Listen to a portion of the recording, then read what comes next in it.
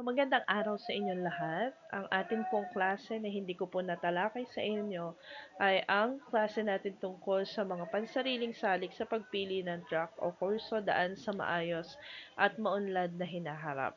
So madalas nating marinig sa ating mga magulang, mag-aral ka ng mabuti anak dahil yan ay para sa iyong kinabukasan at sa iyong magiging pamilya. So, kinakailangan natin na mag-aral ng mabuti at i-consider lahat ng mga salik na kinakailangan nating malaman bago tayo kumuha ng ating mga courses sa darating na panahon. So, ngayon pa lang na nasa grade 9 kayo, dapat nating alamin kung ano nga ba yung mga salik na makakatulong sa atin sa pagkuha ng tamang track o course na kukunin natin pagdating ng panahon. At isa sa mga pansariling salik na ito ang tinatawag nating talento.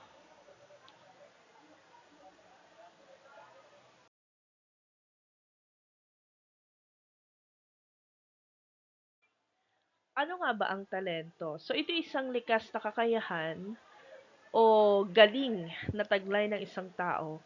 Isa itong natural na husay na mas madaling magawa or matutunan o mapahusay kumpara sa iba.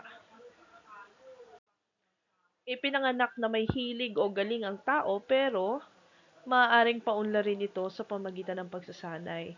Hindi pare-pareho ang mga talento ng bawat isa. So may kanya-kanya tayong lakas, may kanya-kanya tayong kayang gawin. Mahalaga ang talento dahil ito ang basehan ng interes, kakayahan at potensyal ng isang mag-aaral. So kinakailangan i-consider ang iyong talento kung ano ang iyong kukuning course pagdating sa hinaharap.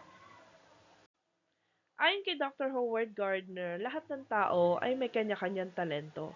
Kung kaya nabuo niya ang tinatawag na Theory of Multiple Intelligences. Sinasabi dito na iba-iba ang uri ng talino ng bawat tao at hindi nasusukat sa paper and pen test ang talento lamang.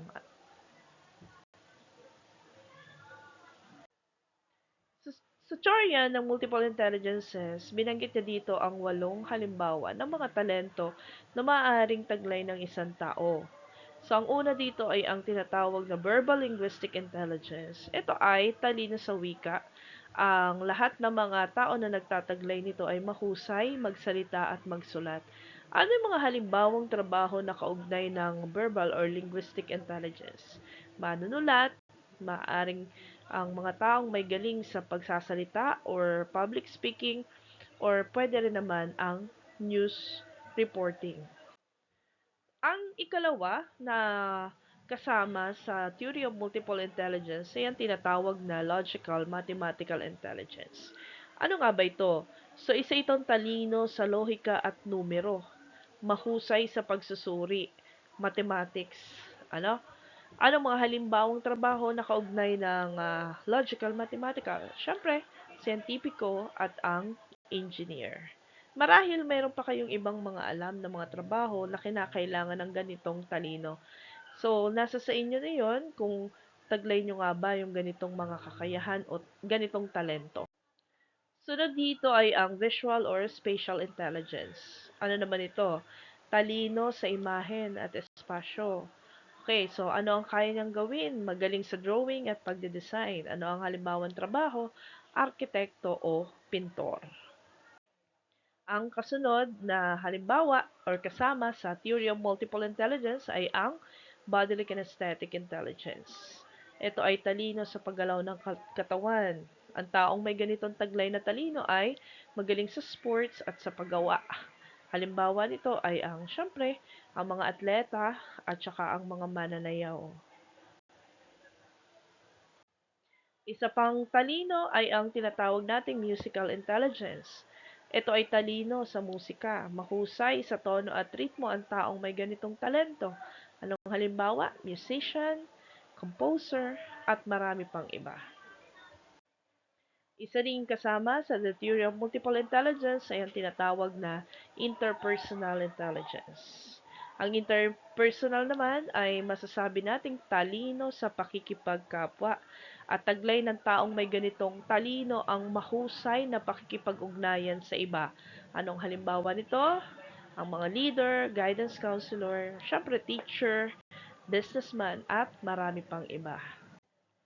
Kung kanina sinabi ko ang interpersonal intelligence, ngayon naman ay ang tinatawag nating intrapersonal intelligence.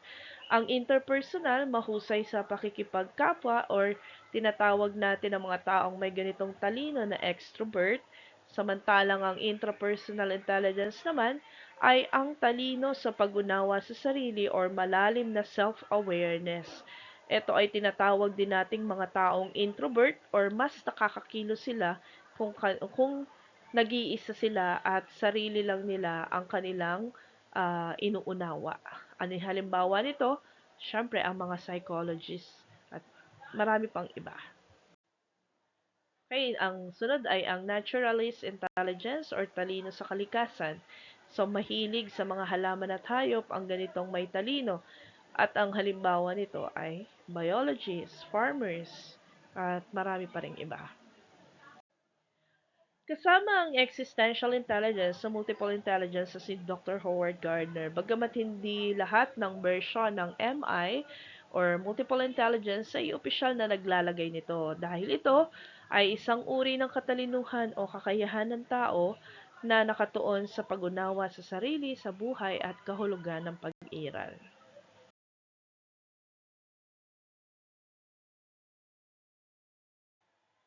Bilang paglalahat, to sum it up, tandaan, bawat tao may taglay na talino. Iba-iba ang talino ng bawat tao. Lahat ay may kakayahan at talento at dapat nating pahalagahan ang mga pagkakaibang ito.